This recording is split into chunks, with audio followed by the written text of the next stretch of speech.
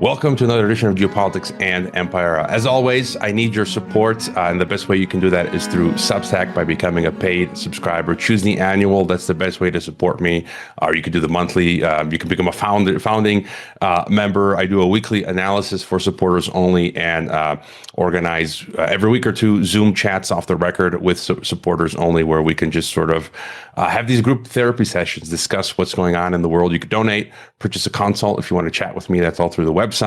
Do check out all of my affiliates. Purchasing from them helps me out a lot. And leave a podcast review if you haven't already on Apple, Spotify, wherever you listen to Geopolitics and Empire or watch Geopolitics and Empire. Joining us for the first time on the podcast is our Grimerica. Grimerica is the Canadian duo Darren Grimes and Graham Dunlop, who produced the Grimerica Show, Grimerica Outlawed, among numerous other exploits and activities like audiobooks, workshops, and tours. Welcome finally to Geopolitics and Empire, Darren and Graham. Hey, thanks for having us. Good to see you. Happy to be here. Thanks for coming on. You know, way back in the day, you guys, I didn't tell anyone you were my very last guests on TNT Radio. And I quit right after that. Nothing to do with you guys. And, you know, those segments on TNT were short, but here on my podcast, we can speak at length. And, you know, I typically ask first-time guests to tell us about themselves.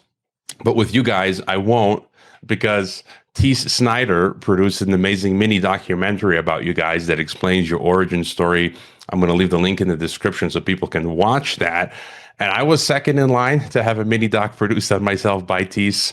He just put out the third on Derek Bros. I'm guessing the fourth will be on Charlie Robinson.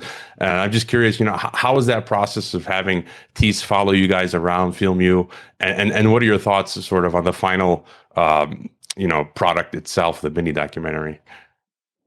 Well, I found it a little awkward, to be honest with you. I mean, we were audio only for so long. We really avoided the video thing. I mean, I didn't even want to use my real name at first. Like, I didn't have much of a social media presence, so I've never really felt the need to be photographed or videotaped. But now we're doing videos, you know, for the podcast now. So I feel like I just have to get over my stupid fears and just just be comfortable with it or whatever. So. But it was pretty awkward. I mean, it was a little easier for him to get Darren's personal life in there because he was at Darren's house. So, you know, it was a little and he warned us of this, so it's not like anything against Tees. He did a fantastic job and it really came out well, but it was a little lopsided as far as our personal lives go, but that's totally fine. What do you think? All right, if we could have got your mom and your sister out to CAC. Yeah.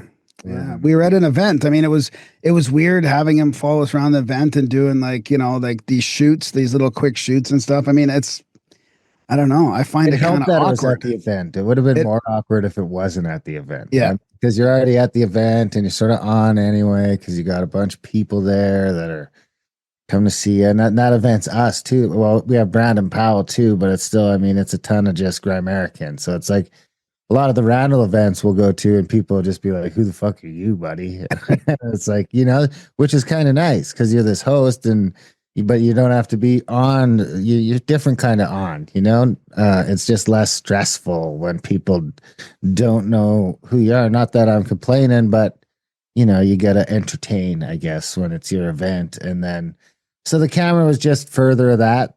That kind of helped. It was probably more awkward at the house, having them around the house and not because of Tees, just because it's filming, you know, and it's like my kids are causing a ruckus and then my mom was there and my niece was there. So it was a whole to do, but it turned out great. I mean, we got some great shorts out of it too. It really was something else. And he does a really good job. I mean, he's a really good job at making you feel comfortable and sort of leading you through the whole thing. And yeah, it was good.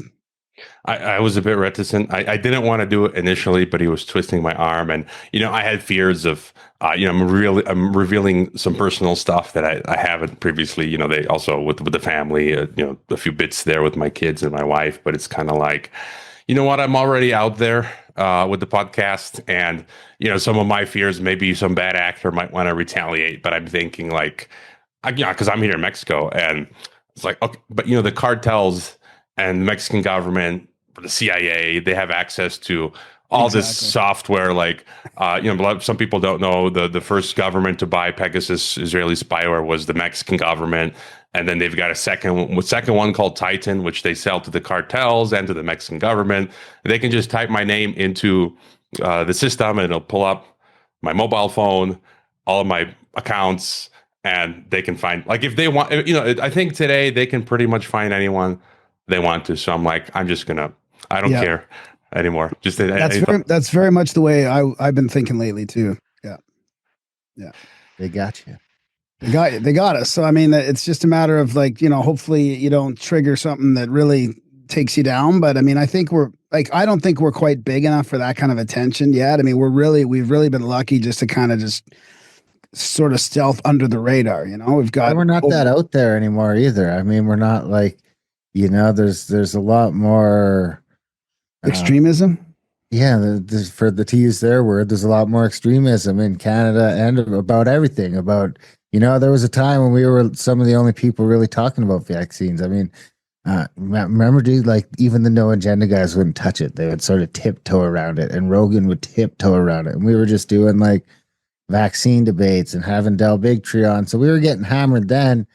Whereas now I think we're able to blend into, there's just in Canada, there's probably a half a dozen or a dozen channels that are, quote unquote, anti-vax and anti-establishment. And if you start doing, it's a lot easier to blend into the crowd for us now. So I would say that, ironically enough, we're experiencing less censorship today than we were, say, 4 to 7 years ago, when we were probably, out in the forefront of it. We were getting hammered even before COVID. We got just hammered by iTunes, taken off the charts completely. Instead of blowing up when we had 250,000 people view our debate overnight on Facebook and 35,000 people watching it live, you'd think that would be that's like the moment that blows up a lot of YouTube channels and stuff like that. And instead ours, it just fucking ruined everything. And then, obviously when it came to the COVID stuff, that there was extreme censorship there that everyone had to navigate, but that out of that rose just a way bigger crowd to sort of blend into now. You know what I mean? Our message is sort of echoed by, like I say, at least a dozen channels just in Canada that, not to say they won't just censor us all and wipe us off the face of whatever eventually, but right now, ironically, we're, for the last year at least, and especially, funny enough, like since Donald Trump's executive order, there's like a noticeable thing over the next few days where we notice like YouTube starts gaining numbers again, and we got an appeal accepted for the first time ever. We got let back on Twitter a day after Trump's inauguration. So a bunch of stuff. So I mean, that turns out Twitter's just a fucking dumpster fire anyway. But it is still the best place to go for a lot of content. I was just thinking about that today in regards to this subject, is because there's rumors that Carney, and I mean, he said it too, like it sounds like they want to shut down a lot of this, especially the right wing space, like Twitter. But I thought, and because you were just saying it there too, Jorge, they know everything anyway. So why not? But it would be easier if you just kept us on that in a way to monitor us, right? And then I started thinking, you know what? They're not going to do anything. They probably want us on there visible, and they can just see everything we're doing. I mean, people just do everything on X, especially dissenting, right? What's that? Essential to the social credit system. Right. Yeah, so that's where I was going to go next, and it's it's interesting what you guys said. The Overton window has advanced, and so we have to like catch up to it in one sense.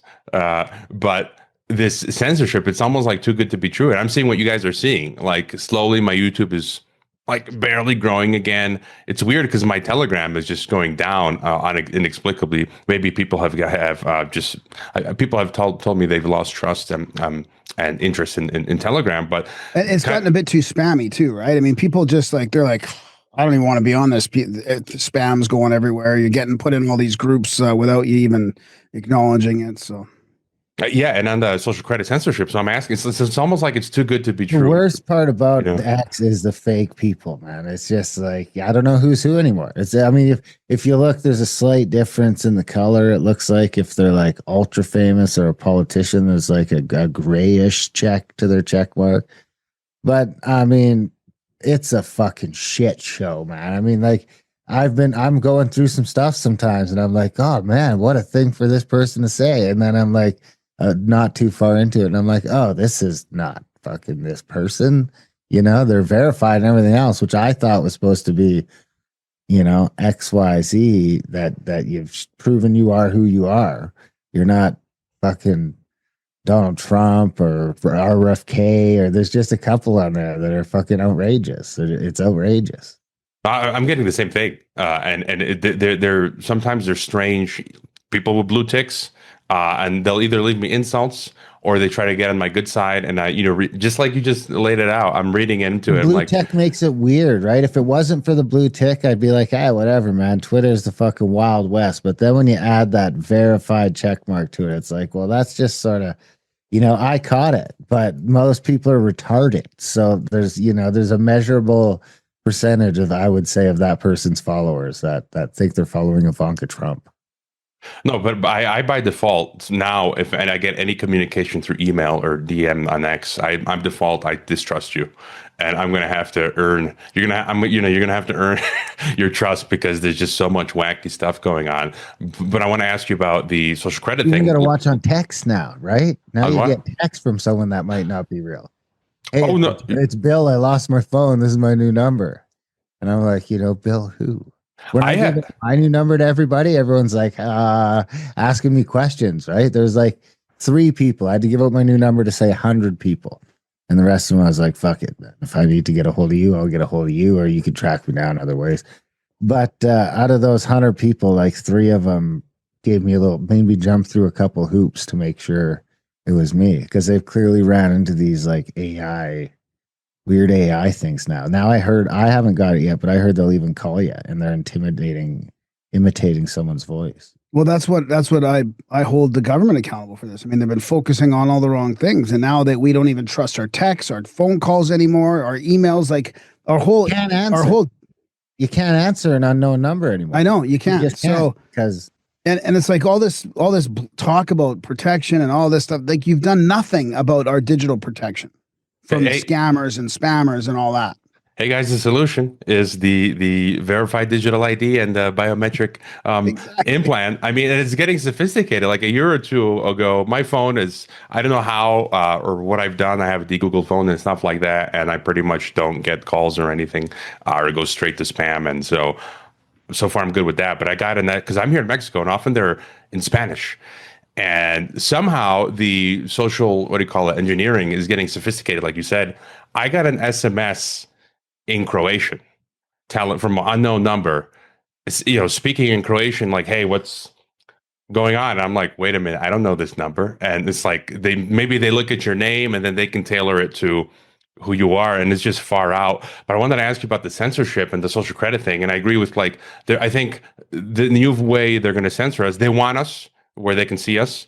But I think our actions are going to begin giving inputs into the social credit, which then is going to result in censorship. Matt Smith, who I've had on the podcast, he recently wrote a fantastic write-up on what I've been banging on about for 5 years. And this is one of the things I wanted to ask you guys: the technocracy element. How you guys see this, how much time you spend analyzing it, these 15-minute cities. I saw you guys mention the modular housing Carney wants to bring in. That's happening in Mexico. And so they want to, 15-minute cities, digital IDs. Just what do you guys think about all of that? Well, I think, for one thing, I think that Carney's going to surprise a lot of people with how right he is. I think that Canada's headed maybe further right than it's been in 30 years. Oh, how far right he is. Not correct. How far? I think Carney's a lot further right than people. I mean, the dude was in the Conservative Party like 10 years ago. I think that. So, I mean, Elon's got the X and Trump's got the power, And Carney's got the banking side of it. I mean, he's like the piece they need to roll all this up. So I think that Carney was the guy that they needed to. I don't know what sort of union or what that's going to look like or how that's going to go, but I mean, when you look at it as them adding a banker to the mix, it seems like a natural mix to have that sort of thing for whatever they're going to roll out. They're looking at switching the euro dollar to these stable coins or whatever's going to happen there. I mean, so you need the fucking global banker, man. I mean, could you pick a better guy? If you were like Trump and Elon, you're like, hey, we need a guy we need the banker guy though. You know, we understand the tech side of it. And we got all this Doge stuff going on, but we need the banker. So I think that, I mean, it's got to be tough for all the elbows up people that voted for Carney already, just watching the first meeting where he just almost completely capitulates to Trump. I mean, watching CBC trying to spin it into some sort of hardballing was pretty funny, man. That was like she was going to cry because it's like he just like watched Trump talk about us being pathetic in the 51st state for like a minute and a half straight, and then tried to talk, and Trump was like, no. I was in the shower and I was laughing out loud to myself because I had this image of Trump doing all that, and then Carney said, well, we're not going to allow you to do it. And Trump saying, well, what are you going to do about it? I mean, Carney he looked like a different person completely in that meeting. It was, I mean, I haven't watched the whole thing yet, but it's already just the only thing I'm seeing on my X feed now is Carney and Trump, first of all. So yeah, a lot of people are going to be a bit shocked on that. But I think that, I'm excited by all these changes. I mean, because really, you know, I couldn't have asked for more changes as far as like being a conspiracy podcast over the last 10 years and seeing everything come out. I mean, from RFK and chemtrails, and not that I trust any of this, but this is stuff that you just can't put back in the bottle. Like it's the chemtrails, the vaccines, the food stuff, the Trump stuff, even like Trump talking about his uncle at Tesla, the high tech stuff. You know, we can annihilate time in business with technology. Trump's talking about exotic weaponry. I mean, we are changing. The whole thing is changing, and I'm glad because it wasn't good. It was collapsing, and before it collapses, maybe there's a chance that it'll get good for a little while here, or at least better, depending on how hard they fight it. But there's a changing of the world structure, and I'm kind of okay with it right now. I'm trying to accept the wins. You know, I'm trying to take some of the wins here because there are wins. I mean, you know, Carney. I agree with Darren. I think Carney's going to come, and because it doesn't take much to go right in Canada. I mean, going to right of center still feels like a liberal or a progressive. It really does. So all he has to do is pretend that he's not going right and virtue signal a bit and just build energy infrastructure. And he'll just have the country. The conservative parties for the last 40 years. He stole their whole platform, and it's like Pierre just. I think it was a big fix. It seems like they just allowed this guy to come in, and he's going to have to hold the country together. He's going to have to compromise a bit because people are fed up. The West has been systematically destroyed. So, I mean, maybe this is going to lead to the technocratic thing, but I feel like. I feel like the fight is real, that Trump is the only bulwark against the climate cult and the 15-minute cities, and maybe it's going to happen in a different way and it'll happen down the road. But right now, I'm trying to not get too caught up in the black pilling and just take some of these wins and accept this awesome change that I see coming, because we were like, I thought Canada was broken beyond repair. I mean, I still do kind of think that, but all it's going to take for Carney to have the whole country eating out of his palm is to build some infrastructure and get the economy going. I mean, that was really the main issue. I don't know if he can do that or not, but so that didn't really answer your question about the technocracy, but I mean, that's sort of all part of it. Because what Darren said about Carney and X, I mean, that's interesting too. I mean, is that like the North America conglomerate? I mean, I'm kind of okay with that too. Like, I'd rather be one with North America at this point, which is so sad to say because I was, of course, against that 10, 15 years ago, but I'd rather be one with North America and have our own autonomy in the world as much as possible and be connected with the States directly than be like a flailing Canada. Yeah, if you had to pick country to be attached to. I mean, that'd be the one you'd pick, right? Other than the crazy police state, it's still harder to find a freer jurisdiction on the planet that has any amenities. You know what I mean? Like, it really is sort of like going out into the woods by yourself. The USA, I mean, I challenge someone still to find someplace freer than that. Would you guys say, because I think about this often as well, the reason your mind has changed is because, and I feel like they always do this to us in many different ways. They put us between a rock and a hard place. Like, one example I use, the war, the breakup of one of my other countries, Croatia, Yugoslavia. There were organic sparks between Croats and Serbs and all that, and the collapse of this communist system. But the empire was involved, right? The Anglo-American Empire and the EU, or Europe, in the breaking up of Yugoslavia.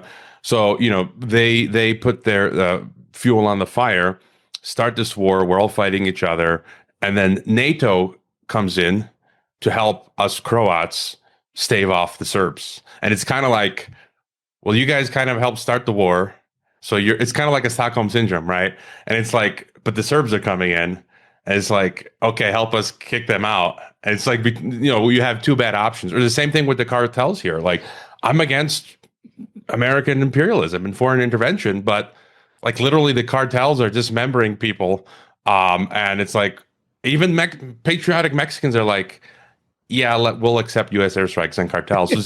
So it kind of feels like, was that in your situation? Like, Canada has gotten so bad that any other solution is good? Yeah.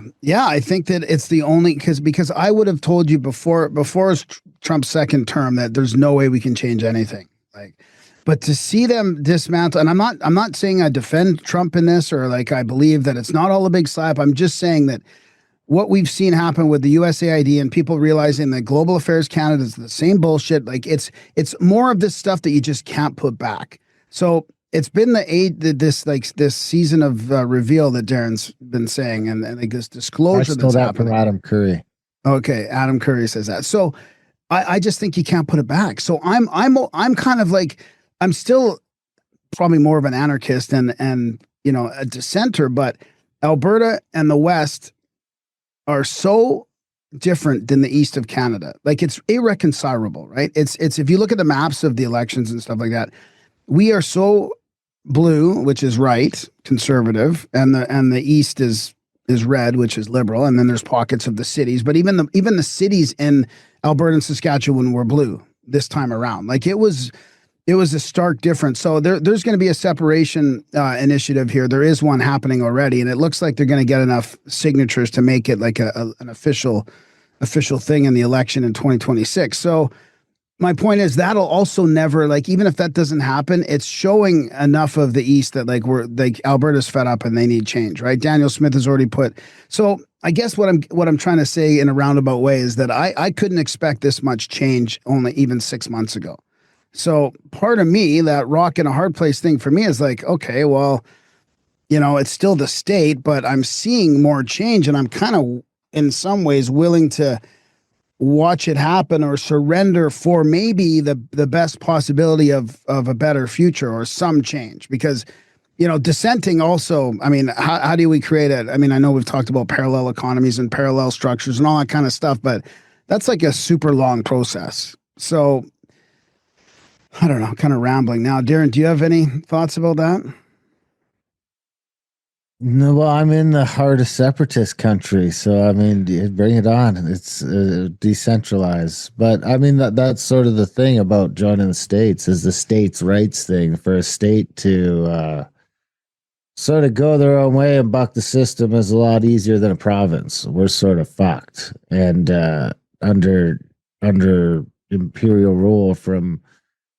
I'm not like, the other side of the stark divide that Graham's talking about. So, I don't know. I'm excited. Either way, it's exciting. It's exciting. It's better than the normal.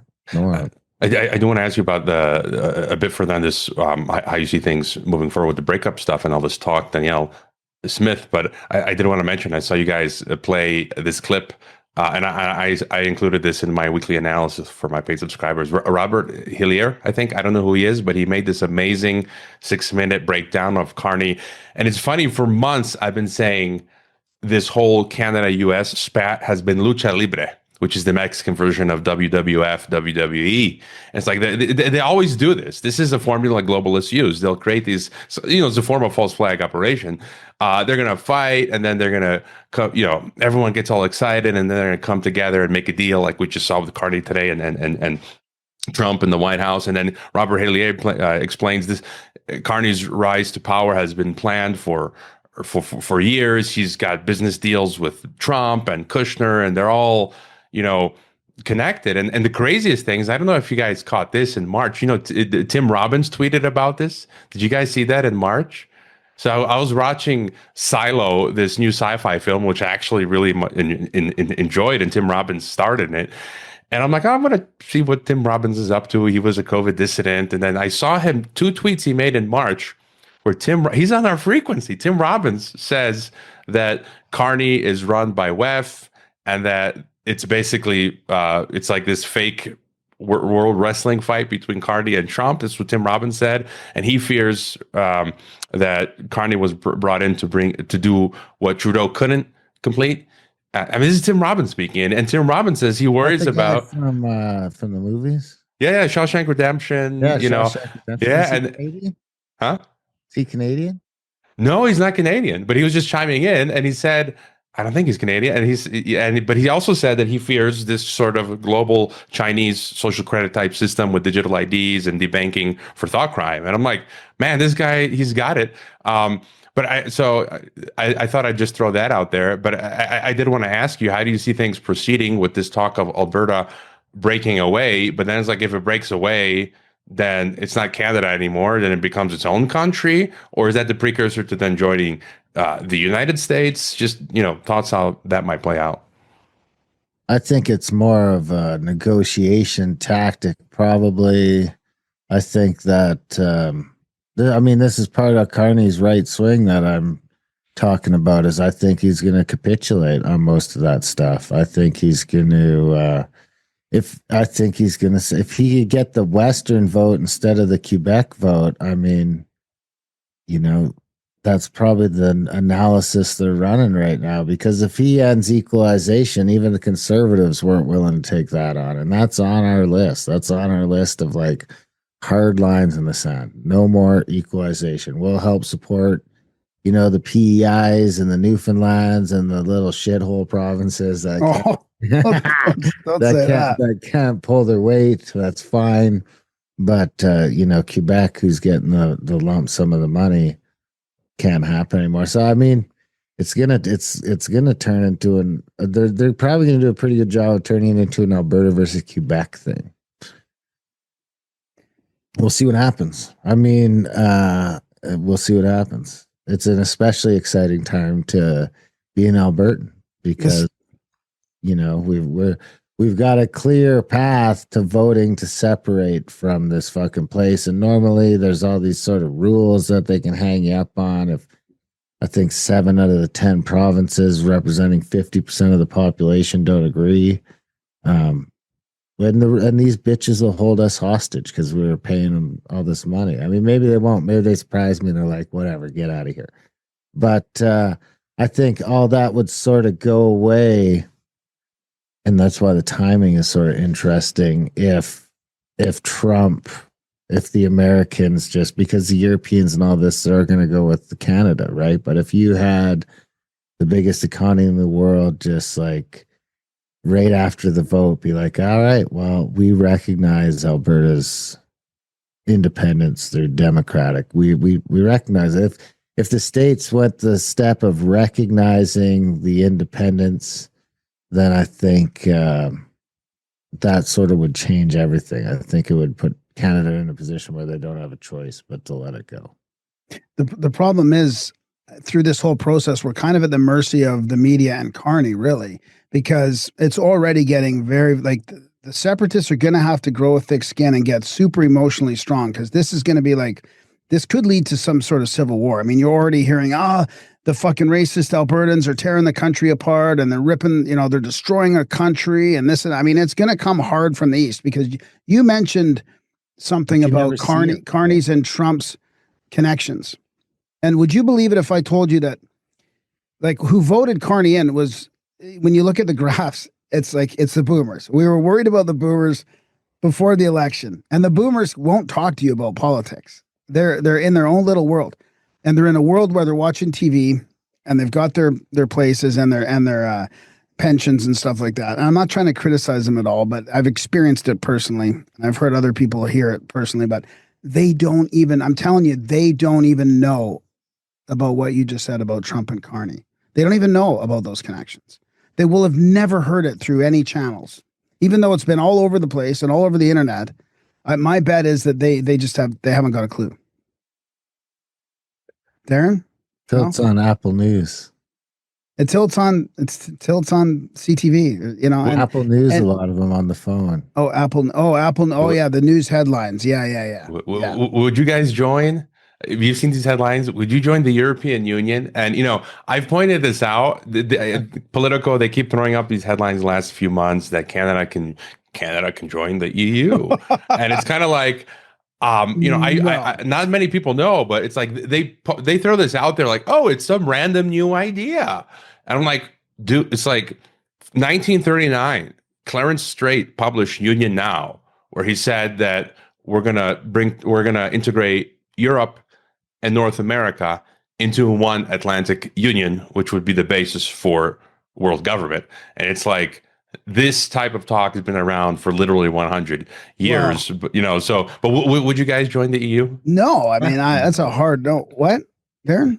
Fuck no, man. No, that's a hard no. You want Albertans to get their guns out. Yeah, we need like as small as here I am just flipping over from what I said earlier about North America Union, but that it would be different if we were like North America as the United States and we had our own state like Alberta and Saskatchewan maybe together as a separate state with more autonomy. But I think it needs to be smaller, decentralized and smaller autonomous governments than these big behemoths. But that maybe that's why King Charles. I mean, even the fact that Carney even talked about King and the Queen and Your Highness is coming out to get Parliament back together to do a speech from the throne. You're like, what?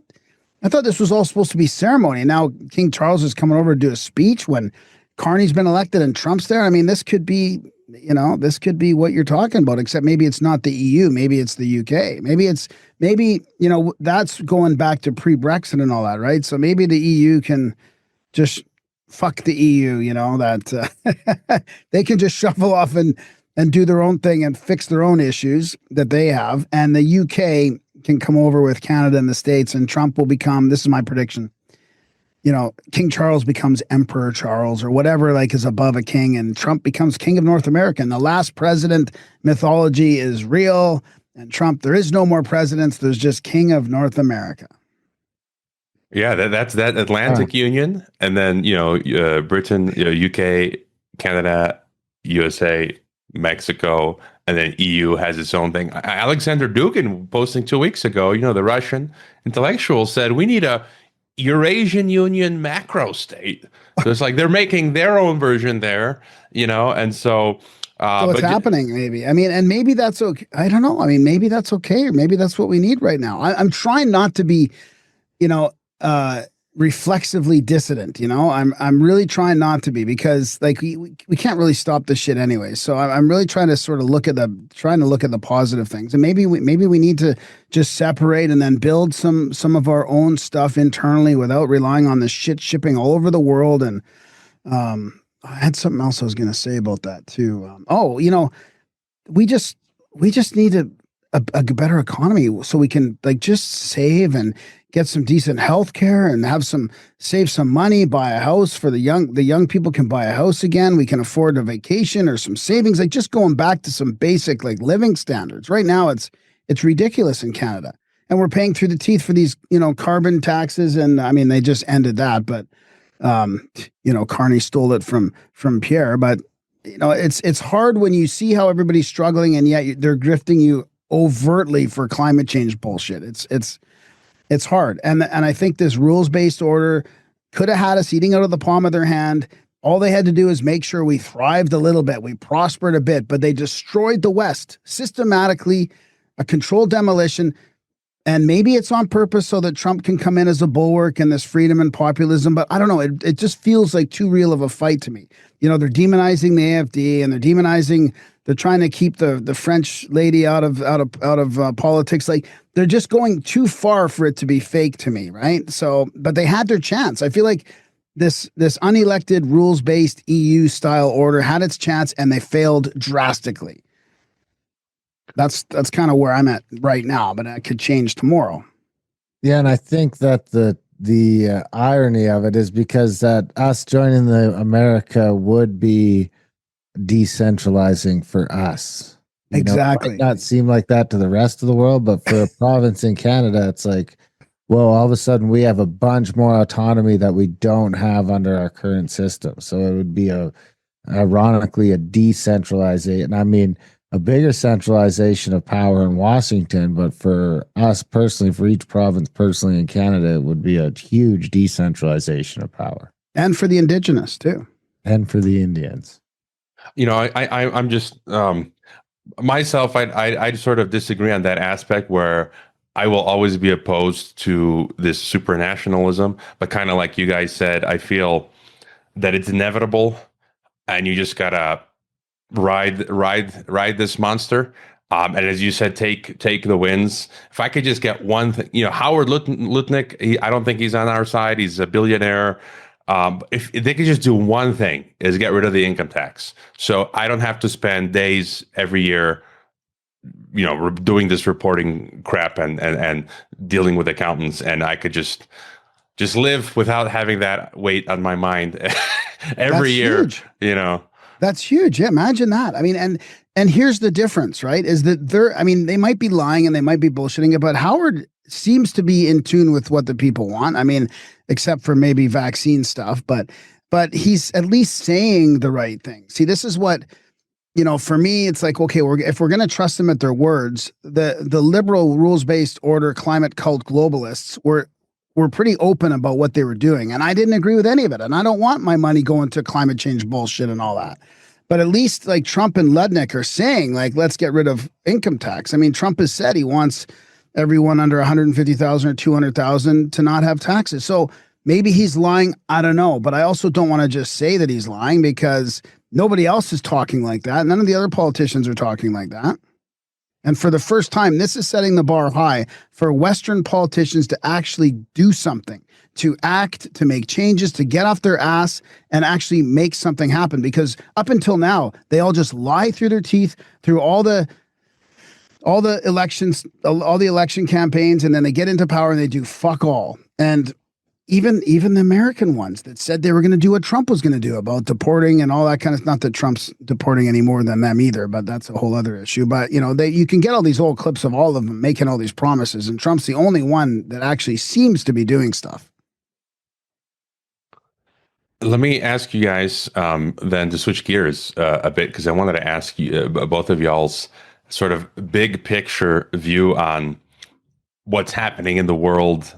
We already touched on some of it, but, you know, given all the interviews you've conducted, stuff you've researched, sort of like what's the big picture or some of the big picture items, you know, sort of your theory of everything, and, you know, where you're coming from. I think, you know, when I was on your show, you know, I come from a biblical worldview. I think we're moving towards world government. We have to resist, we have to prepare. And, you know, that's sort of my shtick. And, you know, they're bringing in this neo-feudalism, war, you know, Third World War might pop off, probably will. What about you guys? You know, and you can get a bit funky. I had William Ramsey on recently. We talked about Aleister Crowley and the occult. So, I mean, you guys have covered a broad swath of funky topics. And so just for further thoughts on what else is happening in the world and your sort of theory of everything, as I like to say. You got to unmute though, Graham. Yeah, I'll go first. So recently, you know, a lot has come up about cataclysm. Darren's been researching too. There's there's a bunch of different theories, whether it's magnetic pole shift or actual pole shift or earth crust displacement or core dismantling. There's a lot of science and mythology that shows that we've had these cataclysms and it's coming.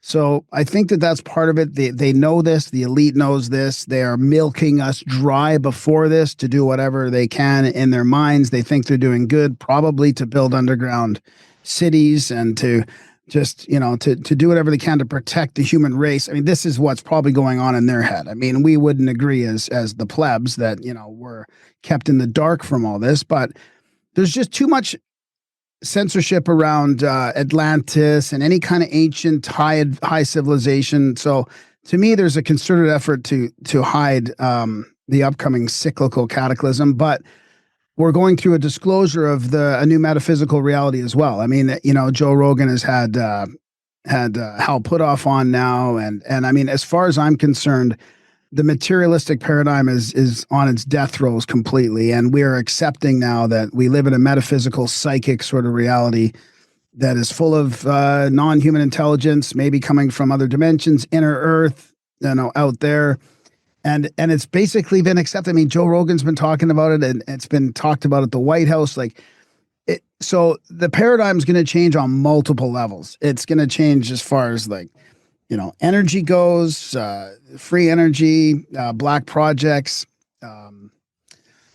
and knowledge. The ancient culture knowledge can't be hidden anymore. There's just too much evidence of pre-cataclysm, pre-Younger Dryas cataclysm evidence in the world, all over the world, to hide it much longer. So what's going to happen first? The main big capital D disclosure or cataclysm or a huge event? I don't know, but I think that they're in their back pocket. Their trump card is either like a blue beam type thing, which I think they've tested the blue beam waters and they realize that people don't give a fuck about aliens landing here. Like, it's going to have to be, if they do blue beam, it's going to have to be destruction of a city and blaming it on aliens, or it's going to have to be maybe a fake robot army from Elon or something, or there's going to have to be a major event as their trump card to bring the world together, which could even be, where was I going with that? It was blue beam or a free energy, a free energy disclosure.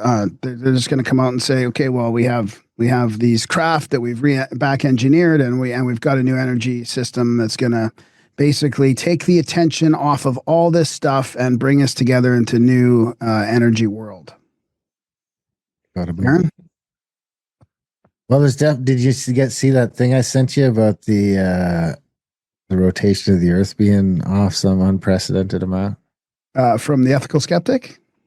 Yeah, he would just resharing it, saying this is a prediction of his model, that it's the first in a series of shows. Yeah. But I think he also caveated by saying that still means it could be like, a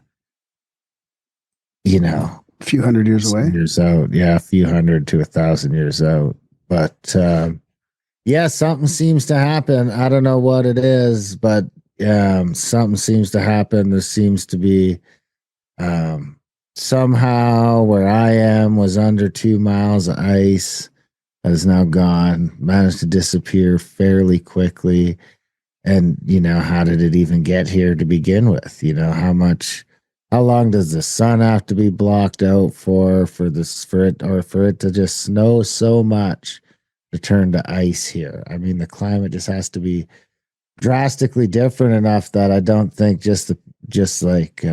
so it's like, maybe we used to be someplace else. Maybe we used to be at one of the poles, and the whole thing is us shifting back up to the top. That might even be the Younger Dryas thing, is, that comes with.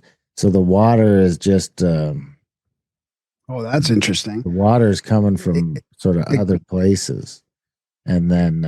But either way, I mean, all the ice melted fucking fast. It seems like they're trying to tell us it all melted at a most it was all here 15,000 years ago, and it was not here 10,000 years ago, and that's being super conservative. So how did that happen? Where did that go? And what happened to these? The oceans rose, so some tuftings there, and then what's going on in Antarctica. I think that kind of holds a piece to the mystery, as if there's still people in that some, if not, if there's still people there, but if there's remnants of something in Antarctica, then that to me would indicate, either a completely ice-free world, but still, why would you populate and do anything down there where it's dark for 3 months of the year? Seems sort of crazy. So I think that alludes to a different hemispheric position on the globe. And you've got sort of some lore that says that, I think there's some Native American lore that goes back and says that the sun used to rise a little differently. And Herodotus said that the Egyptians said that twice during their recorded history, the sun rose in the west and set in the east. So I don't know. And the interesting thing about the Egyptians is they seem to be that if anyone knew about it, it seems to be that was the culture that sort of, you could argue that the guys that go back, like Tepe, had some knowledge of it, if that shit was actually intentionally buried like they say it was.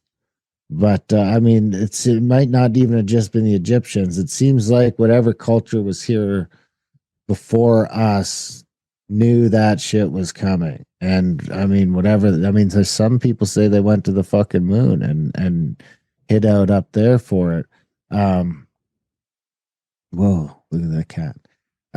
So anyway, I think that there's a ton of evidence of some sort of cataclysm that probably repeats. You've got all these people that were super crazy about tracking the movement of the stars and how the different cycles, and there just seems to be all this sort of evidence that maybe they knew it was coming, right? You've got these crazy huge pyramids that are built, and one of them doesn't seem like it's quite finished yet. They were just sort of doing the finishing. There's a bunch of stuff in Egypt that wasn't quite done yet, and there's a bunch of stuff in Peru that wasn't quite done yet. And then Easter Island, they were still going hard at making these huge fucking moais to put up. And, why were they doing all that? Was that just for the gods, or for the this or for that? Or was that to try and just, that now the people will know we were here, sort of thing? What can we, the Egyptians were up to a lot more than that, but even Easter Island, they made all these things and put them on top of what would have at that time been a giant fucking mountain peak. So they went up to the top of a giant mountain peak and put a bunch of things in it. They say it's to worship gods or this or that, but it seems to me that it would be more like they made giant stone things and buried them or did this and that, because that's what that culture did when they knew that they were fucked. They all started measuring, like, when the sun, where it sets and where it rises, and the seasons. They measured it all. All over the world, they measured it all. And it's finally clicking in me recently over the last few months of why they did just that. One sec. Like, even in places where they didn't have to worry about a harvest season. Oh, interesting. It's nice all, down on the equator where it's nice all the time. So you can't say it's, you can plant anything and it'll grow. They're still doing it. And I think that they've known this. I was reading these books. I just finished narrating Ancient America notes in American archaeology from the 1800s, like 1870. And they knew all this back then. They knew there was an advanced civilization pre Egypt and Sumer and all these places. They could tell that they built upon these ancient cyclopean structures all over the world. So, we kind of lost that knowledge in the 1900s. And I always thought that was just a new thing, like it's a new discussion, right, about ancient high civilization, but they knew about it in the 1800s. And before. I got a few questions with some of the stuff you've thrown out there. Recently, I've been getting into some sci-fi. That's my escapism, and I've been watching, like I said, Silo, and then I saw Raised by Wolves. Have you heard of that show? A listener of mine recommended it. It was, I think, in 2022, and they cut it after 2 seasons. Ridley Scott did the first few episodes, and it's weird. It's about, you have two factions, the atheist faction and this religious faction. Earth is destroyed and they go to another, they got androids and they go to another world and there's this mysterious entity and and then I just saw Childhood's End, based on the Arthur C. Clarke. Have you seen that show that was, I think, yeah, that's a great show. It's 3 episodes, but in 2015, and I just watched it, and it's just it's mind blowing just to see these things visualized and how Earth is destroyed, and it's just like insane. I mean, but just going back to one thing you said, when you talk about the metaphysical, and just to get both of your further thoughts on that, and a lot of stuff is going on, extraterrestrials, interdimensional phenomenon, as Villay and Hynek talk about, all these different ideas. Do you see them as like sort of separate events, or there's some unifying sort of theory to what is going on metaphysically with these phenomena, whatever they are from your vantage point, spirits or aliens or angels or whatever? You mean, so not from a controlled disclosure like human narrative, but from from a metaphysical narrative? Yeah, because since when you talk like metaphysical, so and then you talked about materialism, so we're going beyond just we're flesh stuff, but there's something more. Yeah. What do you think that is, or are there competing sort of entities or whatever? I go back and forth on that quite a bit. I mean, a lot of our guests that I really, really respect, I mean, they think a lot of this is perpetrated by sort of a dark energy, a dark force. I mean, call it the devil or, demons, a demonic type thing, or Ahriman, the Gnostics view of what's the Gnostic word for it again? The demiurge. The demiurge, because some of the stuff that we research is just, it's almost, it's too crazy to be even made by humans. Like some of the synchronicities and some of the numerology type stuff. It's like, it's almost just too crazy to be part of our reality. And I think somebody supernatural must have been designing this. So I flip-flop back and forth on that, between it just being, all this kind of magic and energy is just a neutral tool, and you can use it for good or evil. And there's factions of white brotherhoods and black brotherhoods that are just sort of fighting over control of the earth, through secret societies and stuff like that. But that they know there's a metaphysical reality too. But I do think that I think there's groups of people that are so adept at this that they can act like paranormal phenomena and we wouldn't even know the difference. That's kind of where I'm at. That there's like whatever monks in caves or occultists in robes in a circle somewhere, that they can present themselves however they want and we won't even know the difference. I think that's how far advanced like sections of humanity are, and they're probably controlling more than we realize.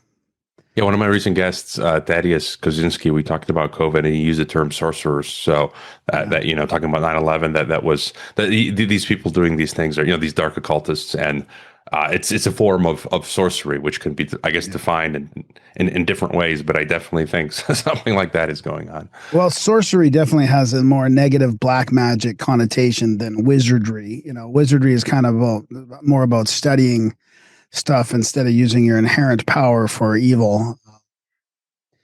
So I don't know what, but it is interesting as well that there's a new kind of pushback against a lot of this new age stuff from a Christian perspective. So we are almost heading to another version of, all that stuff being evil, like they warned about in the 1800s, where it's like, you don't, even doing yoga and all this kind of stuff, you can't do that unless you're an adept, like, because it's dangerous. And that's even from a non-Christian perspective. And now everybody's, dipping their toes into the occult, and occult not as evil, but as hidden.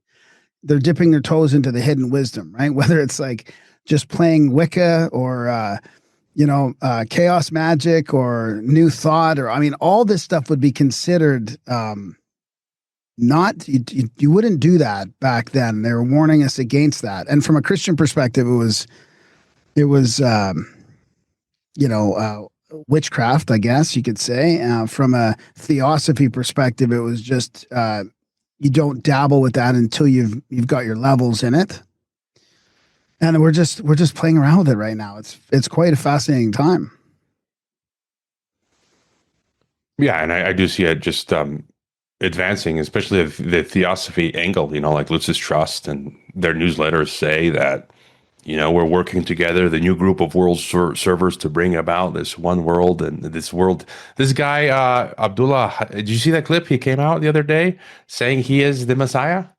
So this guy came out and he's saying, I forget, it was in my weekly analysis, but he's like, I am related to the Muslim prophets and the Christian, and I am like this new Messiah. And then Jalani, the Syrian president, some Muslims are now referring to him as Allah. And then Trump is saying he jokingly, I don't know, tongue in cheek, he wants to be the new pope. And then he gave it to the Atlantic. He gave an interview saying, I run the country and the world. And it's just kind of like, you're really getting these end times vibes, where all these guys are coming out and saying they're the world Messiah. And but yeah, it just any thoughts, Darren, on what Graham was saying, and just any further thoughts?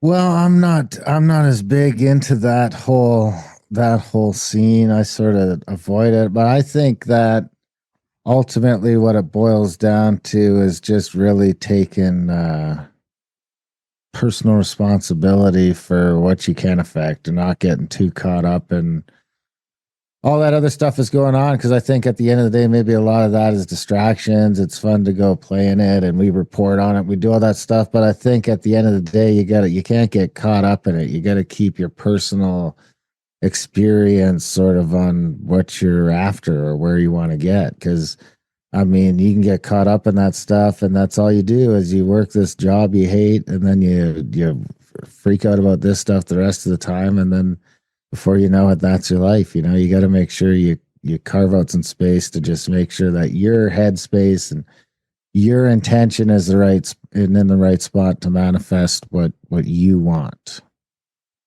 One other thing you mentioned was the fake robot army. Musk, one thing I do worry about is Skynet becoming self-aware. And I say that tongue in cheek, but I'm worried because you're seeing all these governments now really actively developing, Ukraine, Russia, China, EU, US, these just Palmer Luckey, Anduril, I mean, you name it, these refining these drones, like very cheap production costs, very small and efficient. They're quiet. They can go kamikaze suicide drones, swarms, robo dogs. Just you name it. And I'm just kind of afraid. And you're seeing, like I mentioned this not long ago, Ukraine.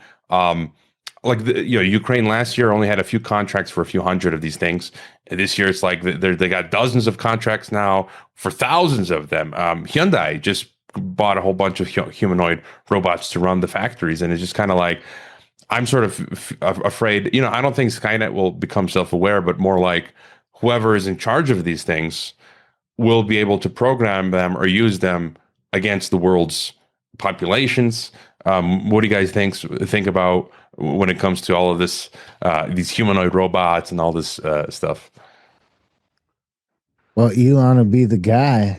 I think I don't know. I mean, they must have some super secret stuff because, none of the AI I'm seeing, it's real good at some stuff, but it's going to have trouble with real world application, I feel like. But I mean, I could be totally wrong about that. I mean, who knows? Everything has moved so fast in the last 10 or 20 years that it's hard to rule out anything at this point. I mean, just the drones, you don't need robots if you got smart drones. I mean, that's kind of a big enough horror story right there. So, I mean, I really think a lot of this tariff and all this stuff is got to do with drones. They realized how big of a military application these drones had and realized that they had basically China controlled the entire market from start to finish. Yeah. So I don't think you need robots when you got drones, and maybe you only have to control one out of every 1,000 of them or something like that, if any.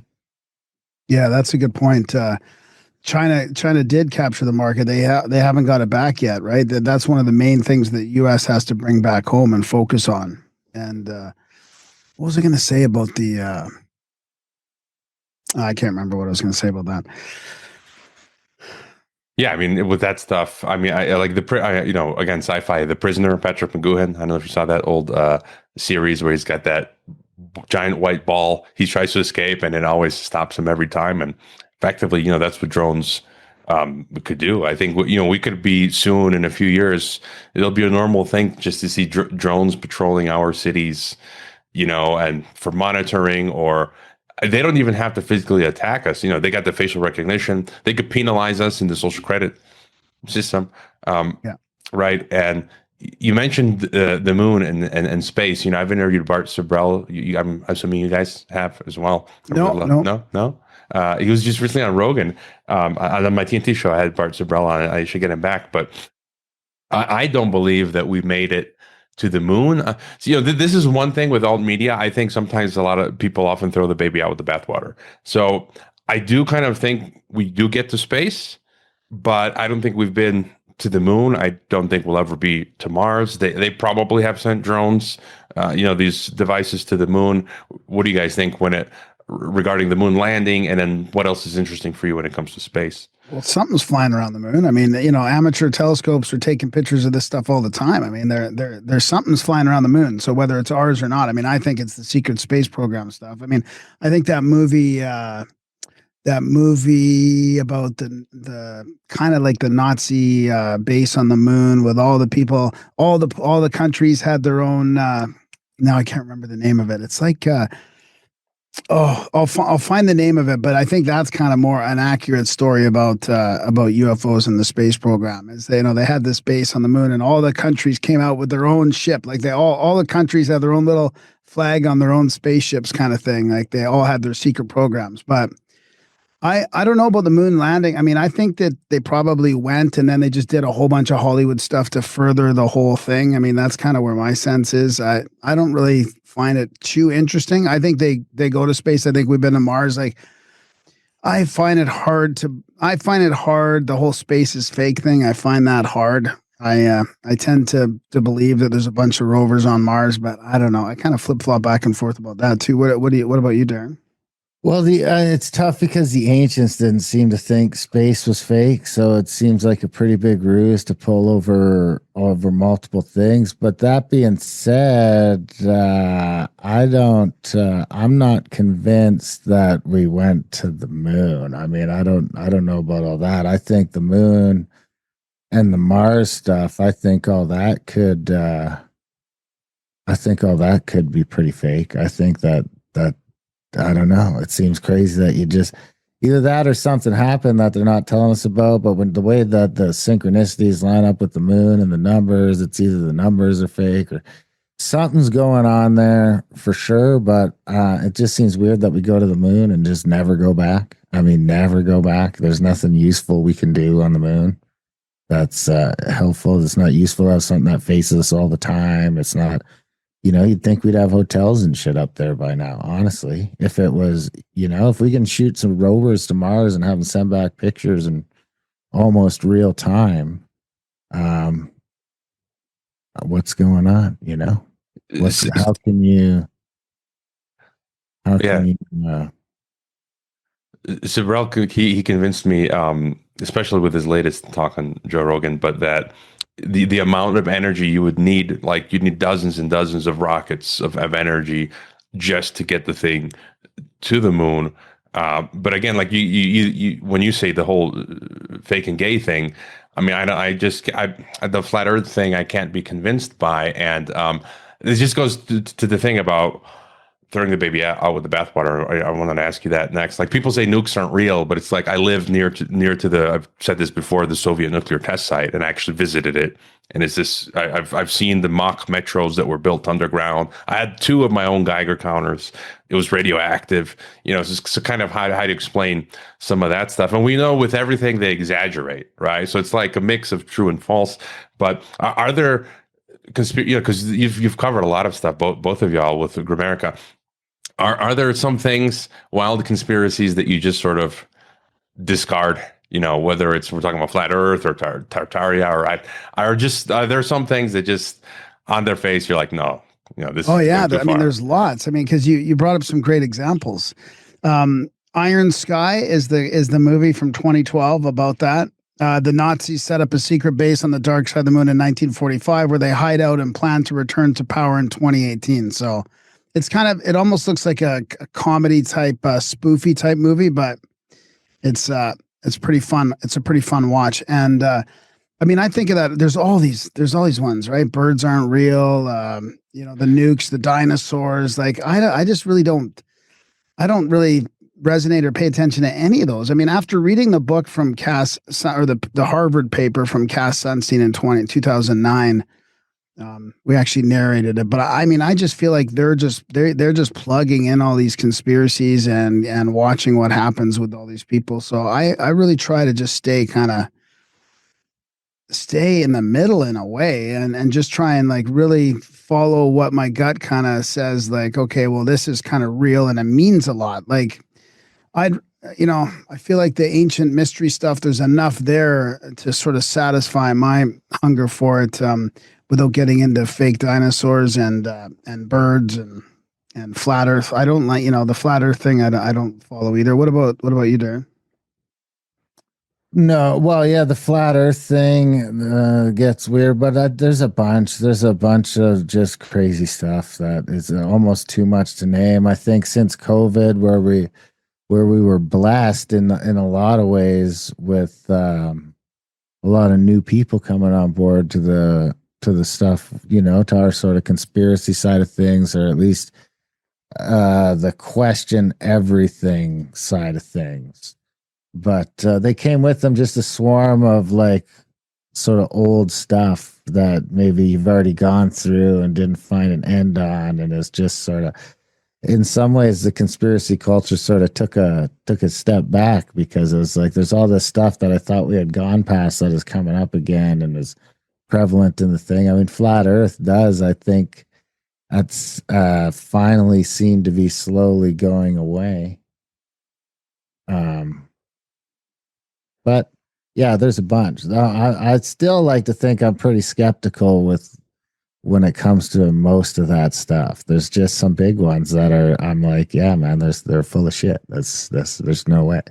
Yeah, I was at Anarchapulco. I think it was last year. I lose track of time and space. Working from home podcasting, but the David Weiss guy was there. I walked right by him, and I just didn't know what I'd say to him, but his presentation was just awful. And I'm a former professor, and it's just like, just looking at it from the angle of giving a lecture, it's like, it was so bad it didn't make any sense. He's like, here's the proof, and that explains everything, and here's my next slide, and it's like this, and it's like, what? Like, he's not making any. You can't even explain what your points. But I was thinking of this today, this need for nuance, where you can't put everything into a neat category. And I saw, Gideon Levy, he's this Israeli journalist. I had him on my podcast years ago. I need to get him back. And so he calls out, he's this Jewish Israeli, and he calls out what the government is doing. And then James Lindsay, for all his faults, I think he has some good stuff and bad stuff. And he was with Jordan Peterson. He gave an interview. Haven't seen it yet. An hour and a half. I want to watch that. But he's talking about this woke right thing. And I think, so it's like, look, I'm a Christian. I'm okay with the state of Israel. Obviously, what they're doing to Gaza and the people, like destroying homes, killing people, that's bad. But then there's also what James Lindsay says, I think is true. He just came out and said conservative parents all over the country didn't lose their daughters to trans because of woke left now. Well, he's basically saying that, you had the woke left trans thing, and now the woke right is luring their kids with Nazism. And I'm seeing this resurgence now. I don't know if you guys have seen it on social media, where people are talking about, Hitler's great. So it's like, I can be against the state of Israel doing bad things, but also realize that the occult Nazi thing is bad. You guys both suck. And just any thoughts on that? Like this new, as you said, kind of being like in the middle and being carefully going through this minefield. Well, that's a great example of Israel and Palestine. I mean, I've been slightly obsessed with the whole Dave Smith debate with Douglas Murray. With Douglas Murray, because I'm like, oh, here's the whole expert thing, and oh, you got to be there to have an opinion on it, type stuff, and they just were not really touching on the argument at all, right? Like if Israel would just say, look, the whole missing, and then nobody ever wants to say is, we're accepting the casualties of innocent people to get Hamas. Like then nobody just wants to say that, right? And then nobody wants to talk about Hamas not giving up prisoners, and I just stay. Like that whole thing never gets the attention either, right? So there's nobody's really talking about the meat of it, and as far as like the mainstream media and then the social and the viral social stuff, like there's some things that just never get addressed. So I try and stay away from that one. I mean, every time Darren and I touch it, we get hammered from somebody on either side. I mean, it's just crazy. And then what was I going to say also about that? Oh, and it just shows how they couldn't even have these discussions because it was all about experts, right? Like who decides what an expert is? So what, you've got a letter behind your name, or you've been to the place and you're an expert, but Dave Smith's read all this stuff and he's done all this research, but he's not an expert. Like, I forgot what I was going to say before I got into the Israel thing. There was something else I wanted to mention about that, staying in the middle on all that stuff. I can't remember. Maybe it'll come to me. Darren, you got anything?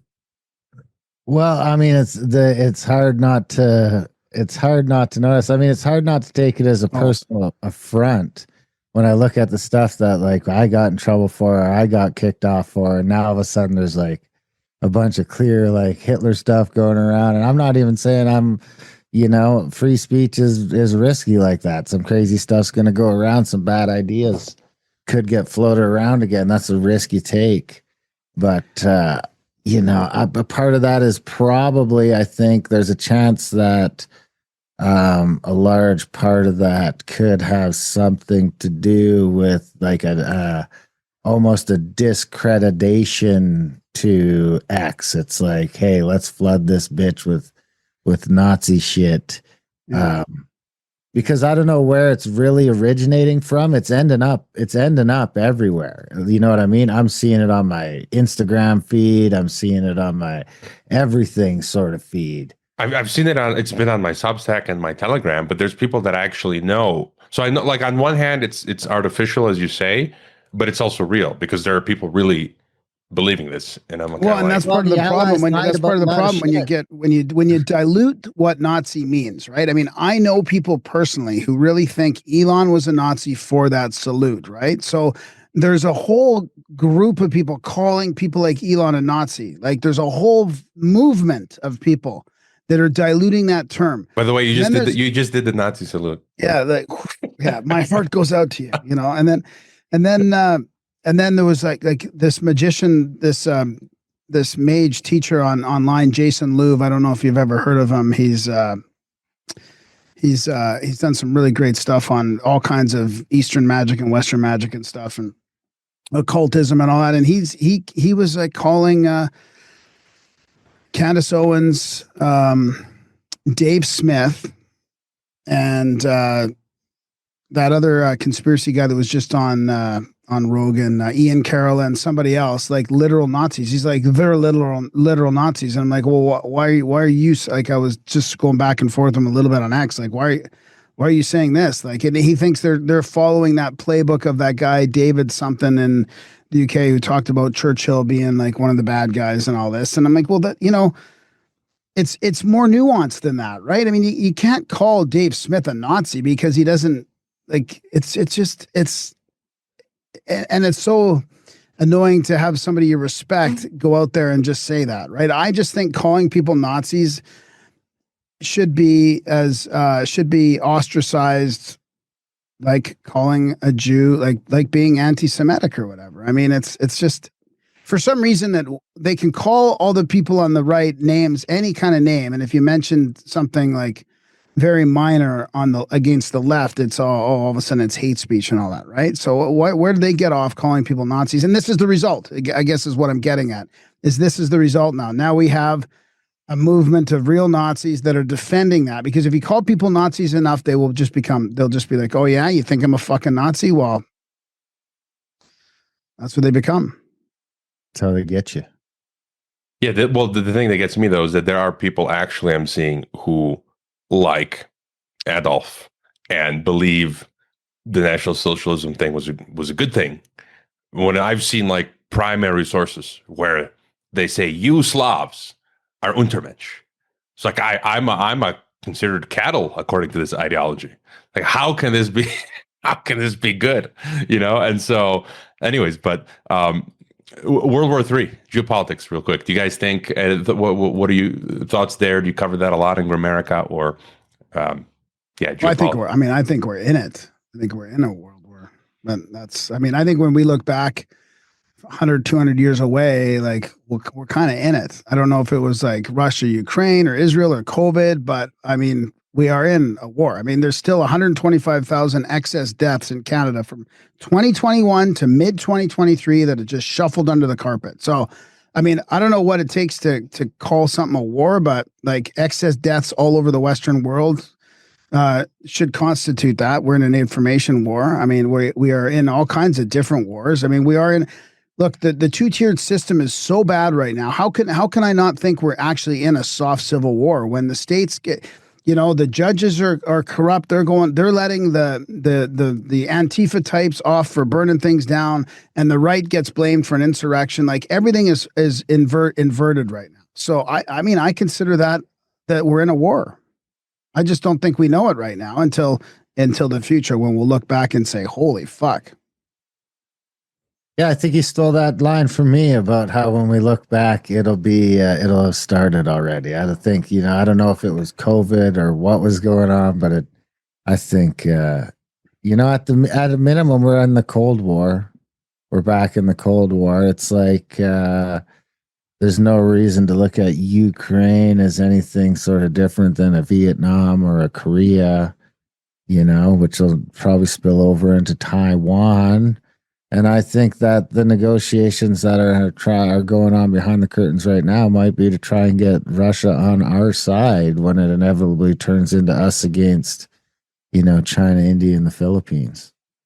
Eurasia, East Asia. I forget what the 1984 ones were. Yeah, we're Oceania. Oceania. I mean, literally, you had Newsweek. I pointed this out 2 weeks ago. Publish a map of 3 blocks, and then Javier Milei of Argentina said the world's going to be divided into 3 zones of China, Russia, and the West. It's like, are we really like we're doing the Orwell thing, the 3 blocks? And it's kind of and New York Times published a piece I shared, which said that they literally quoted Orwell and what you just said, like Oceania was at war with Eurasia, Russia, and at peace with China.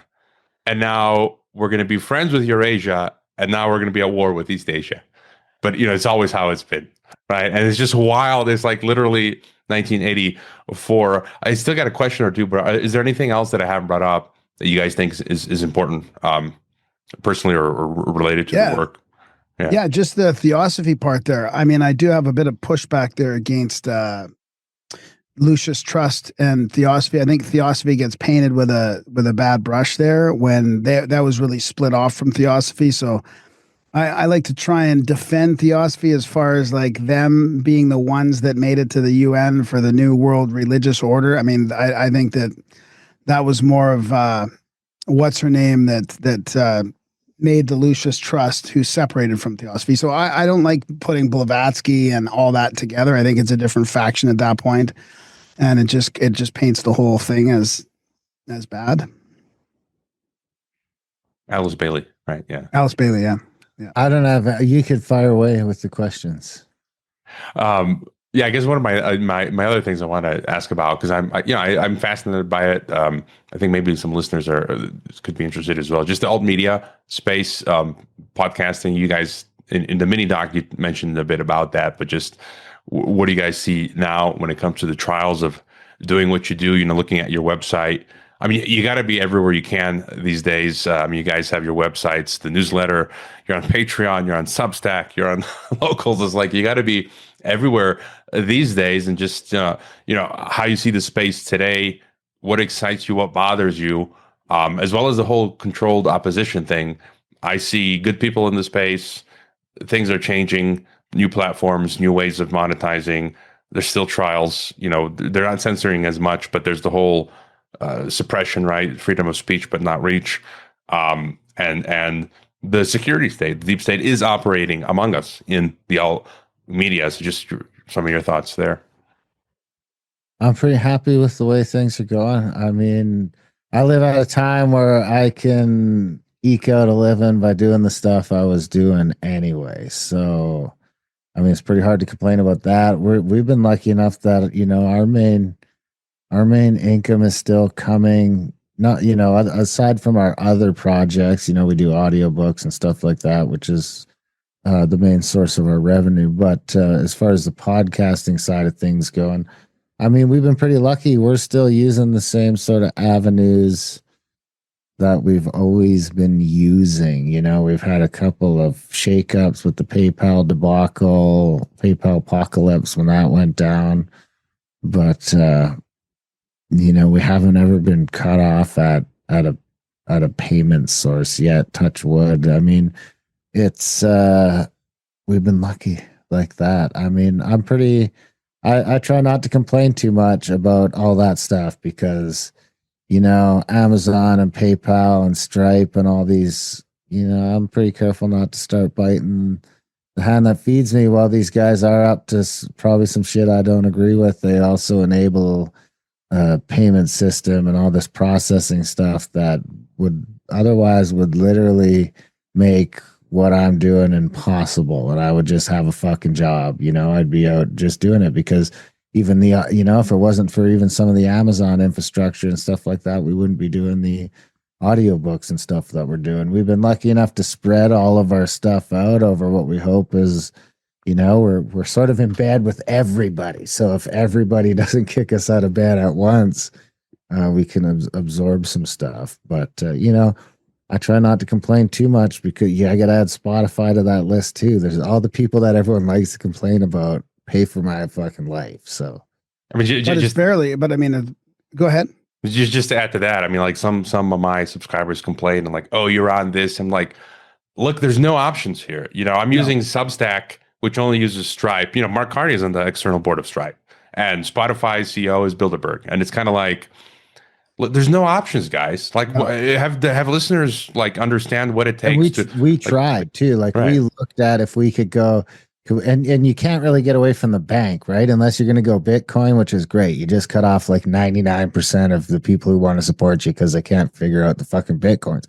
But we looked at trying to do direct to bank buttons, and the fees are so high that, I mean, you can see some guys that are doing it because they just won't have the micropayments. It'll just be like, hey, man, it's a 6 month or it's a thing. Because when I looked into going directly to the source, it was like if you weren't doing a $25 payment, then it really wasn't worth it. It's sort of you're fucking stuck in a loop that you can't get out of. And we're not making a killing. Like, we're barely making a living, but we're still barely making a living doing, you know, I'm self-aware enough to realize that a lot of people would fucking kill to be in my grind.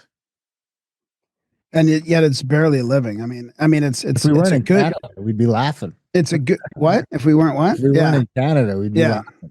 And it's a good living, but I mean, you know, we're not where we want to be yet. I mean, we're working our ass off with 5 different, you know, income streams or whatever, trying to make it work. And podcasting is much different. I mean, we don't do ads.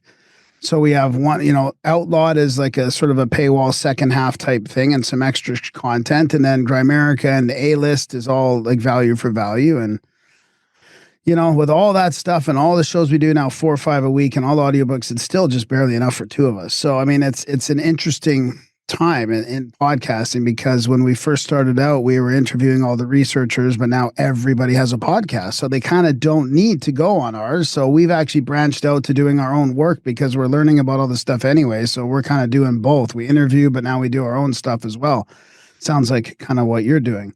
And the controlled op thing drives me nuts because, you know, again, that's another thing that's been totally diluted. You know, everybody's a controlled op. And I've always had a bit of a problem understanding the risk with the controlled op and how it brings out so much stuff. I mean, people talk about Del Bigtree and RFK Jr., like the really big controlled op. And I'm like, you know, they've worked pretty hard being, you know, sort of like from the anti-vax side of things, just using that for an example, that I have a hard time imagining how it would be any worse if they weren't there. You know, how the groundswell would be any worse if they weren't there. So, I mean, maybe they're corralling the people, or there's a way to monitor all that with a sort of somebody disclosing all that in a controlled op. But there's all this pushback against anybody who's sponsored by the wellness company, and you know, there's all this controlled op talk about them, and I'm like, oh my God, like they with a bunch of spurious connections, right? I mean, of course, successful people are going to have connections with past successful people. That doesn't mean that just because I knew Joe Blow back in the aviation industry in 1995 doesn't mean I'm a controlled op. Just as an example, like just off the top of my head. And of course, you know, the wellness company. I mean, any kind of opportunity to go against big pharma. Like, I mean, we were talking about the wellness company. We weren't even sponsored by them, but I was happy with, you know, that somebody was coming forward to fucking make a go against pharma to give us some good natural solutions. So, you know, and that's all now a controlled op, and all the people that are sponsored by them are all part of this network of controlled op. And I mean, yeah, some of them get more viral than they should, maybe more viral than us ever will be for sure. But I have a hard time with that. Again, it's one that I just try not to throw the baby out with the bathwater and stay kind of nuanced with it. And like Steve Poikinen says, he calls it a controlled opportunity, because that's probably more what it is controlled opportunity than controlled opposition. I mean, I think it's natural that with the lies in the media, with the collapse of that, with the collapse of the narrative, with the grift of climate change and COVID, of course, there's going to be an upswell of people that are against the narrative. Now, they land on the right, but mainly because the left has had control of the narrative for so long. I mean, where's everybody that's not part of the narrative? I mean, I go through this with personal friends of mine all the time, right? They're like, well, you know, well, who are they? Like, are they, well, they're right wing. Well, of course. I mean, everybody that doesn't believe in the narrative, whether they're right or not, gets lumped in that category. Everybody else is over to the right. So it's an interesting paradigm when maybe we're not right. Maybe we're farther right. Maybe we're anarchists. Maybe, but it doesn't matter, because we're not left. We're right. Yeah, I'd agree with your assessment. People are calling me controlled opposition now. Yeah. I mean, a few people like that I've even known, and it's, you know, for example, I like Amazing Polly's work, but I think she's like gone off the deep end where she's, some of these, I know I wouldn't take Wellness Company as a sponsor, but I'm sure, and I do think it is part of some operation, but I think there are people that have used it as a sponsor because they don't have money and they need money, and they have no idea, really, you know. And then they create all these spider webs. And it's like, look, that person, they just need money. They have no, you know, and so I think it goes too far. Yeah. And the only reason we don't use them is because we don't use sponsors. But if we did use sponsors, that would have been a perfect one for me, because without, you know, doing that deep dive that Paulie did, I'd be like, hey, they're putting out decent product and they're pushing back against pharma, and they, you know, like they sell a little health kit, which seems like a thing that every family should have. I mean, there's stuff like that that's just like, I don't know. Yeah, it's crazy. It's a crazy time. But I try not to look at it like negatively. I just try to look at it from a really fascination point of view. All this is super fascinating. We're living in an interesting time, and I try and look at it from that lens. And what you guys said, I'm in the same position, barely surviving, but I can't believe for a year I've been able to get up and get up when I want, work when I want. I mean, it's still a lot of work, but I prefer, like, I can say tomorrow I can take off. And if you're employed, you know, it's a whole headache to be able to do that. And I'm curious, you know, are you guys still banned off of PayPal? I forgot, or you're back on? No, we never got banned. We got kicked off of PayPal like in this very, very beginning, which I think was just some sort of mix up, because it was like just my personal account that got switched to business. And when we first started taking donations, and then I called them and they turned it back on, and we haven't had a problem since. The PayPal apocalypse was just, I forget what PayPal did, but they pissed a bunch of people off. So a bunch of people deleted PayPal, which cost us like, you know, 20% of our subscriptions. Yeah, my issue is, though, we were traveling for the show. My problem is I got the DHS told PayPal to ban me. So there's like in their backend systems, there's that mark. And it affects me now because I talk to other podcasters who you do the dynamic ads, which I might want to participate in, and they make thousands and thousands of dollars a month doing that. And I can't do it because every dynamic ad podcast host, they pay out in PayPal. And it's just like, it's kind of, now I'm trying to figure out like what you guys are doing to find extra streams, but that's the life of a podcaster. All right, we're out of time, but just final thoughts. What can we do? Any advice for people? Final thoughts. What can we do to survive and thrive? Try and stay off the internet.